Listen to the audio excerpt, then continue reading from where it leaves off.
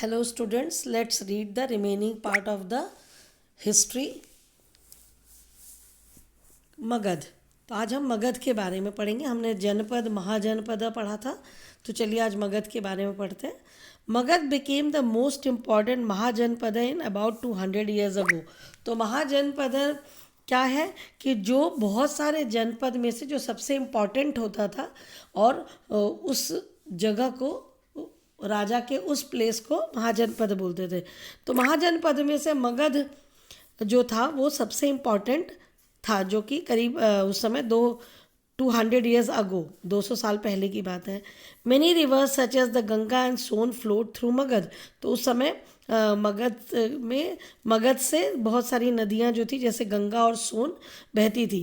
This was important for transport water supplies making the land fertile.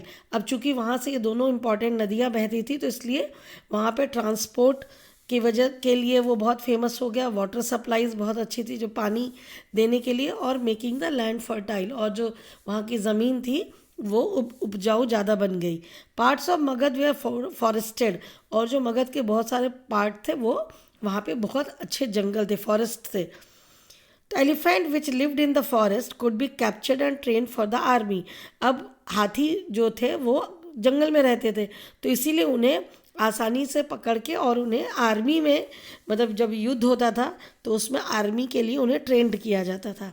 Forest also provide would for building houses, और जंगल से उन्हें क्या होता था, लकड़ियाँ मिलती थी घर बनाने के लिए, और कार्ट्स जैसे गाड़ी बनाते थे, रथ बनाते थे, तो ये सब उन्हें लकड़ियाँ मिलती थी जंगल से।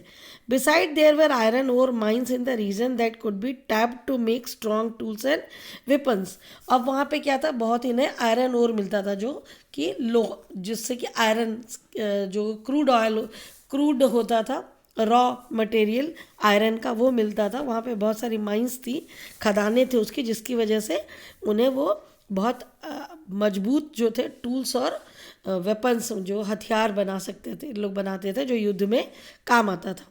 Magadh had 2 very powerful rulers. तो मगध में 2 सबसे पावरफुल बलशाली महाराज हुए, रूलर्स हुए, जो कि एक थे बिम्बिसार और दूसरे थे अजातशत्रु।